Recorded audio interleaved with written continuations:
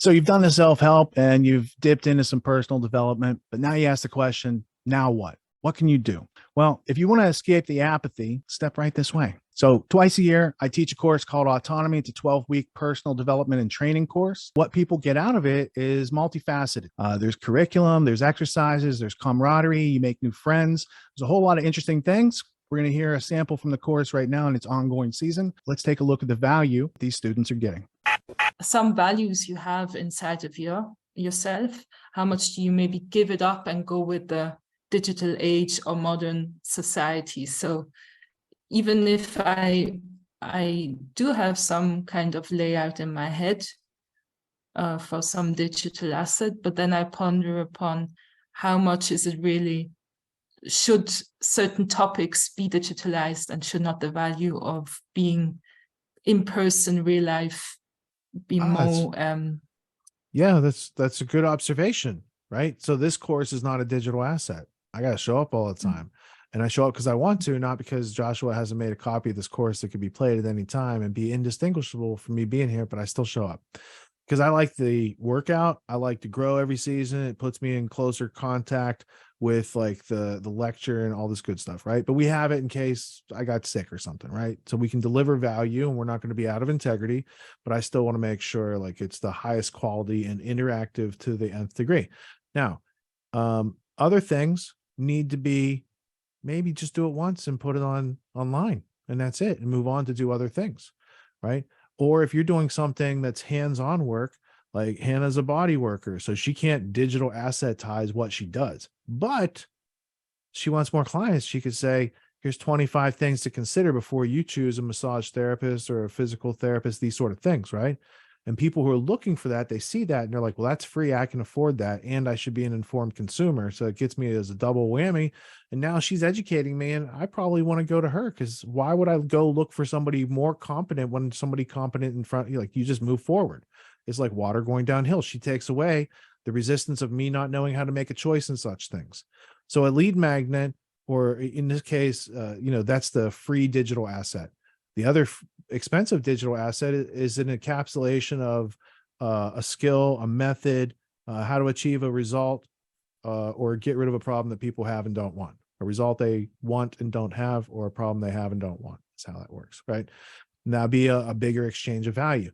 But they're both the same kind of electronic envelope that encompasses some sort of value. So yes, the things that are one to many that you have to do in the greatest numbers, you want those digital, because if it's going to take you 100,000 flyers to find your 100 customers, do you want to pay $5,000 or $10,000 for all those paper flyers and all that postage?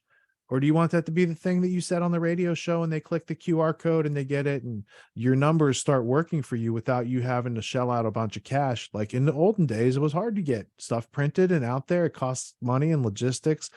Now it's, you create it once and put it out there. Oh, that didn't work so well. Let's create something else.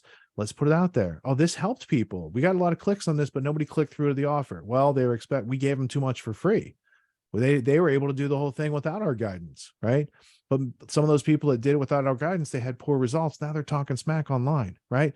So there's a way to do this, but you got to know what the steps are, and then know what done right looks like in each step, and then know what done right looks like when you put all the steps together. Most people don't have that.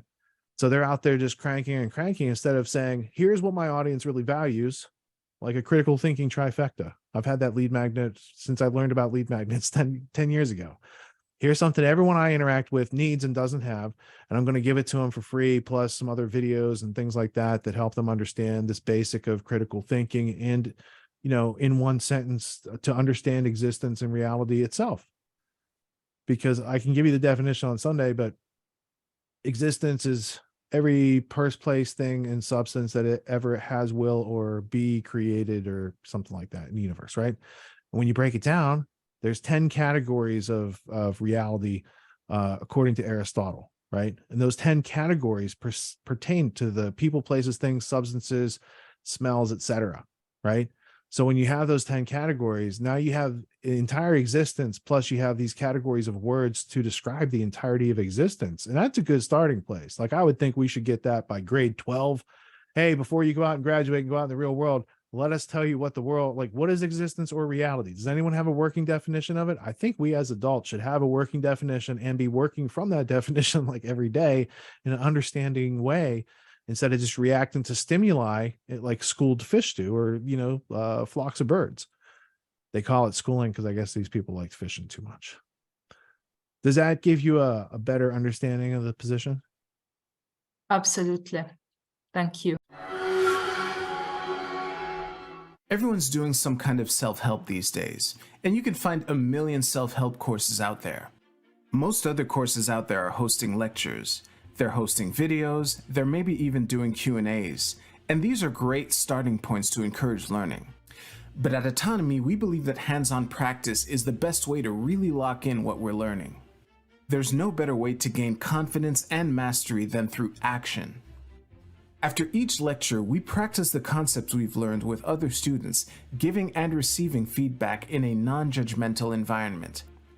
The result is mastery of concepts like entrepreneurship, ethical sales, and self-reliance in an environment that directly translates to the real world.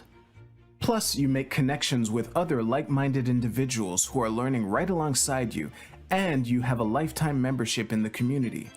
The AUTONOMY course with Richard Grove equips you with confidence, competence, and courage in a world filled with confusion and noise.